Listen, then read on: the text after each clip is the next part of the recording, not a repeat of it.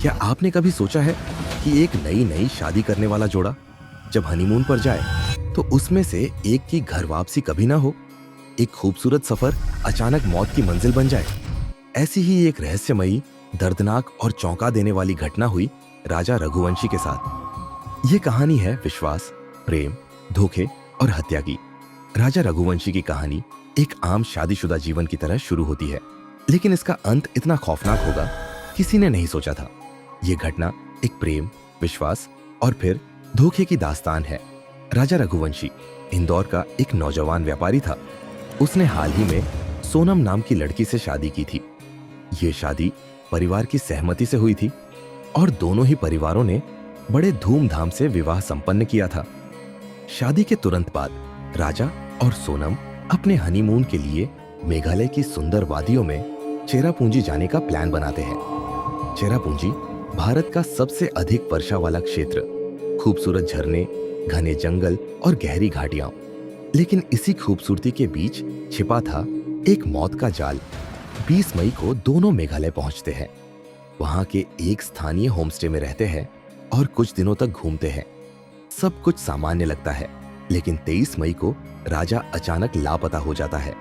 राजा की पत्नी Sonam hotel staff को बताती है कि वह ट्रैकिंग पर गया था और लौटकर नहीं आया।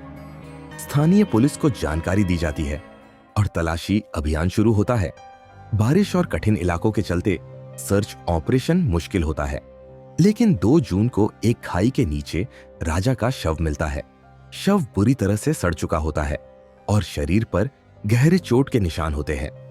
पुलिस शुरुआत में इसे एक हादसा मानती है कि शायद राजा फिसलकर गिर गया हो, लेकिन फोरेंसिक जांच में पता चलता है कि उसकी मौत गिरने से नहीं, बल्कि किसी भारी चीज से सिर पर वार के कारण हुई है। इस बात से पुलिस का शक और गहराता है। पुलिस की टीम राजा की पत्नी सोनम से पूछताछ करती है। सोनम के बयान बार बार बदलते हैं। वह बताती है कि उसे नहीं पता राजा कहां गया, फिर कहती है कि शायद वो गुस्से में कहीं निकल गया था। पुलिस को उसकी बातों में झोल दिखता है। इसके बाद सोनम के मोबाइल की कॉल डिटेल्स निकाली जाती है और वहां से पुलिस को चौंकाने वाले सबूत मिलते हैं। सोनम की बातचीत कुछ अज्ञात लोगों से बार बार होती है। लोकेशन डाटा से यह भी पता चलता है कि जिस दिन राजा लापता हुआ, उसी दिन ये तीनों लोग उसी इलाके में मौजूद थे। पुलिस इन लोगों को ढूंढती है और पता चलता है कि इनका नाम विशाल, आनंद और आकाश है। ये इंदौर के ही रहने वाले हैं और आपराधिक पृष्ठभूमि से जुड़े हुए हैं। पुलिस इन तीनों को हिरासत में लेकर पूछताछ करती है और फिर जो सच सामने आता है वह बेहद चौंकाने वाला होता है। सोनम ने खुद अपने पति राजा की हत्या की साजिश रची थी। उसने इन तीनों को पैसे देकर मेघालय भेजा और वहां राजा के ट्रैकिंग के दौरान उसका पीछा करवाकर खाई के पास ले जाकर उसे धक्का दिलवाया।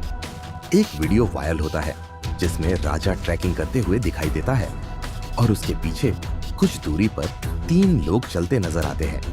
यही वो 3 हत्यारे थे जिन्हें सोनम ने भेजा था। वीडियो के आधार पर पुलिस का केस और मजबूत होता है। पूछताछ में सोनम स्वीकार करती है कि वह राजा से शादी नहीं करना चाहती थी। उस पर पारिवारिक दबाव था। शादी के कुछ ही दिनों बाद उसने तय कर लिया था कि वह राजा को रास्ते से हटा देगी।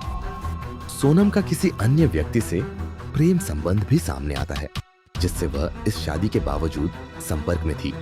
पुलिस चार्जशीट तैयार करती है और सोनम व तीनों आरोपियों को हत्या, साजिश, धोखाधड़ी और सबूत मिटाने के आरोप में गिरफ्तार कर कोर्ट में पेश करती है। इस घटना ने पूरे देश को झकझोर कर रख दिया।